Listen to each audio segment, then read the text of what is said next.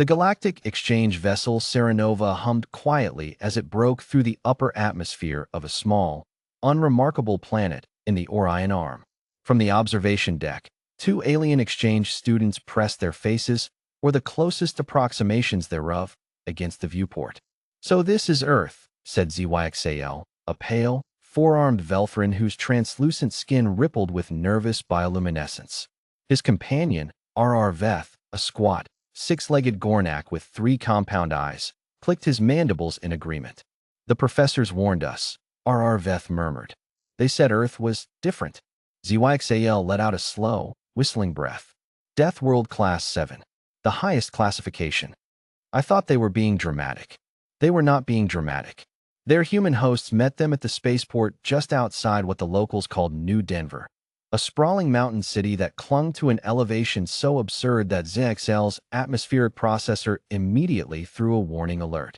Oxygen density, 22% below standard galactic baseline. Recommend immediate supplemental breathing support. ZYXAL dismissed the alert. He would regret this. The two humans waiting for them were Caden and Freya, both students at the Earth Galactic Relations Institute, assigned as cultural liaisons. Caden was tall, broad-shouldered, with the kind of easy physical confidence that ZYXAL had only ever seen in apex predators. Freya was lean, quick-eyed, and smiled in a way that showed her teeth, a gesture RR Veth had read about in the cultural briefing. Showing teeth among humans equals friendly. Do not interpret as threat display. Probably. "Welcome to Earth," Caden said, throwing his arms wide. He wore a simple jacket. No atmospheric suit. No radiation filter. No gravity compensation harness. Just a jacket. With buttons. "You are not wearing protective equipment," ZYXAL observed. Caden blinked. "It's like 60 degrees out. Little chilly, but nothing crazy." Freya laughed. "Wait until he tells you what crazy actually looks like here." Day 1 nearly broke ZYXAL entirely. It began when Freya suggested a light hike up one of the nearby mountains. She said this casually, the way one might suggest brewing a cup of tea. The mountain in question was 4,300 meters above sea level. Halfway up the trail, ZXL's legs trembled from the reduced oxygen and the relentless gravitational pull, slightly stronger than his homeworld, but enough to make every step feel like wading through liquid rock. RR Veth had stopped clicking his mandibles entirely, which among Gornaks meant he was conserving all possible energy for survival. Caden, meanwhile, was talking. Just talking. About geology. About how the mountain had been shaped by tectonic forces. About how he'd done this same trail last weekend, after a football game, and hadn't even stretched properly. "You people," RR Veth wheezed, "live here. Voluntarily. Born and raised," Freya said cheerfully, hopping up a boulder with the casual grace of a creature that had evolved to navigate chaos. "Earth'll toughen you up, don't worry." At the summit, when ZYXAL finally consulted his biology scanner out of genuine fear, it informed him that the ambient radiation level at this elevation, due to thinner atmosphere, was measurably higher than what was considered safe for most galactic species for prolonged exposure. He showed this to Caden. Caden squinted at the screen. "Oh yeah, UV exposure up here is real. That's why Freya's got sunscreen on." Sunscreen. Sun protection.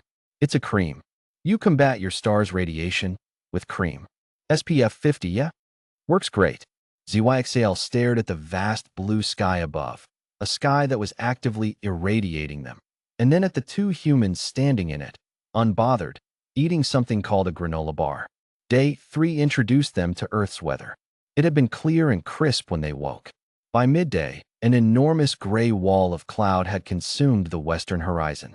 By afternoon, the temperature had dropped 14 degrees in under 2 hours. Lightning split the sky in jagged white branches. Thunder, a sound like the atmosphere itself was tearing, rolled over the mountains in waves. RR Veth made a sound that, in Gornak language, roughly translated to, "I have accepted my death, and I am at peace with it." Caden looked out the window and said, "Oh nice, a storm. We should watch from the porch." They watched from the porch. The lightning struck a tree across the valley. The tree exploded. Bark and splinters flew 40 meters in every direction. A fire started briefly, then the rain extinguished it. "Beautiful," Freya said softly. "That tree," ZYXAL said carefully, was destroyed by your sky. Lightning strike, Caden nodded. Happens all the time. This is mild, honestly. You should see a proper plains thunderstorm. ZYXAL filed a formal research note titled, Humans regard atmospheric electrical discharge as recreational entertainment. He was beginning to understand why the Galactic Council had classified Earth as a death world. What he had not understood, what none of the briefings had adequately conveyed, was that the humans did not merely survive their planet. They loved it. On day 5, they visited a marine biology facility on the coast.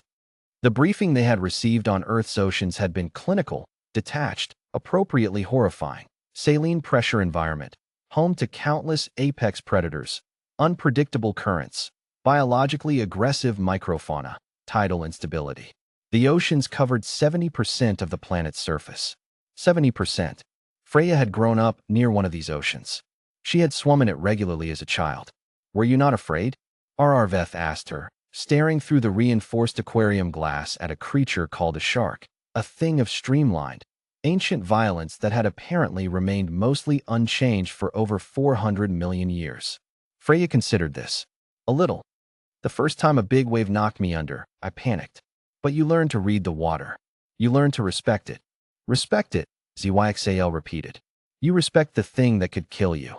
Everything that could kill you deserves respect, Caden said, as if this were the most obvious wisdom in the universe. That's how you stay alive. ZYXAL looked at him for a long moment. Something was shifting in his understanding, not just of humans, but of something deeper, something fundamental. On my world, he said slowly, we eliminated our predators. We removed the threats. We made our environment safe. Caden tilted his head. Huh, what happened after that? We became careful, cautious. We built walls, protocols. Everything became about minimizing risk. Freya nodded slowly. And did it work?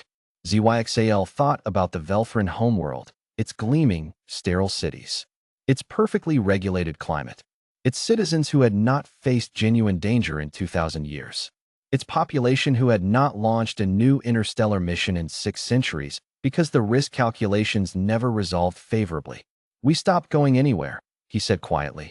There was a long silence. Then Caden spoke, and his voice was not boastful. It was simply honest. Earth never let us get comfortable. Every time we thought we'd tamed something, weather, disease, predators, distance, something new showed up. A new storm, a new virus, a new void to cross. He shrugged. So we just kept going, kept solving it, kept moving. Freya smiled, the tooth showing kind, the real kind. That's what Deathworlds do, she said. They build the kind of people who don't stop.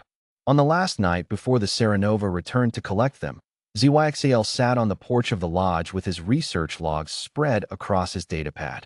He had 347 individual entries. Dangerous flora, volatile atmosphere, gravitational irregularities, tectonic instability, biological aggression in the fauna, weather systems that could level entire cities. And yet, every single entry also contained a human doing something extraordinary in response to it. Climbing the mountain, swimming the ocean, building the city on the fault line, standing in the storm and calling it beautiful. He wrote his final note. The Galactic Council classifies Earth as a Death World Class 7. This is accurate. Every threat assessment is correct. What the classification fails to capture is this. The humans are not in spite of their world. They are because of it. They are not survivors. They are what happens when life refuses, across 1,000,000 years, to simply give up. And now they are here, among us, in the stars. I find myself hoping they never lose that.